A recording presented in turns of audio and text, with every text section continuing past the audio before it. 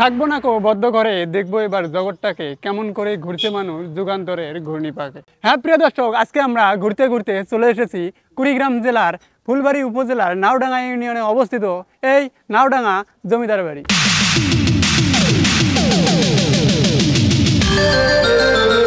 সেই সাথে এই মুহূর্তে যারা শহরে কিংবা বন্দরে, গ্রামে কিংবা বাজারে কিংবা এই অনলাইনের যুগে মোবাইল স্ক্রিনে যে যেখান থেকে যে অবস্থায় এই ভিডিও দেখছেন, সবাইকে সাদর সম্ভাষণ।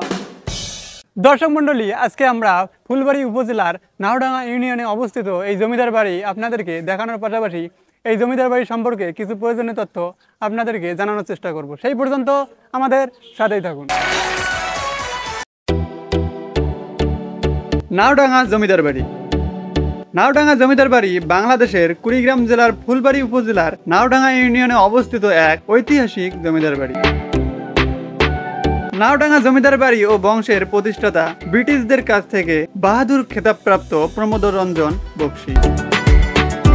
তার ছিল 3 পুত্র ও 1 কন্যা সন্তান। বড় ছেলে বীরেশ্বর প্রসাদ বক্সী আইন বিষয়ে বিদেশে লেখাপড়া করে কর্ম হিসেবে আইন ব্যবসা শুরু করেন এবং তিনি একজন বিচারক ছিলেন। ছোট ছেলে বিপুলেশ্বর প্রসাদ বক্সী প্রকৌশলী বিষয়ে লেখাপড়া করে প্রকৌশলী হিসেবে কর্মজীবন বেছে নেন। কিন্তু মেজ ছেলে বীরেশ্বর প্রসাদ বক্সী লেখাপড়ায় খারাপ থাকায় 3 বার প্রবেশিকা পরীক্ষা দিয়েও পাশ করতে পারেননি। তাই প্রমোদ রঞ্জন বক্সী তাকেই পরবর্তী জমিদার হিসেবে জমিদারির দায়িত্ব দেন। প্রমোদ রঞ্জন বক্সীর বড় ছেলে বীরেশ্বর প্রসাদ বক্সী নাওডাঙ্গা জমিদার বাড়িতে একটি মাইনর স্কুল এবং প্রাথমিক বিদ্যালয় প্রতিষ্ঠা করেন, যা বর্তমানে নাওডাঙ্গা প্রাথমিক বিদ্যালয় এবং নাওডাঙ্গা স্কুল অ্যান্ড কলেজ নামে পরিচিত।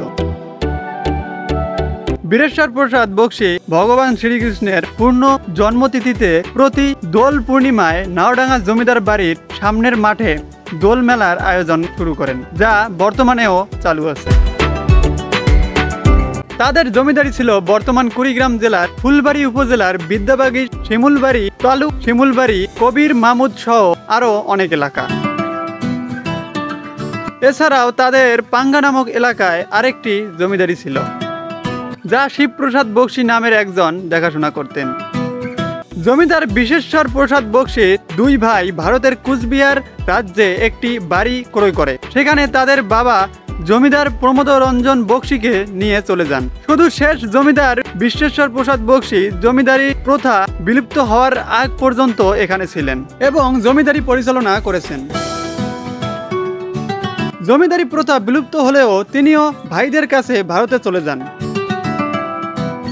আর এভাবেই এই জমিদার বংশের জমিদারির ইতি ঘটে।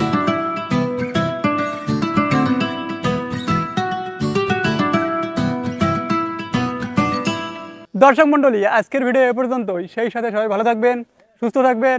খোদা হাফেজ।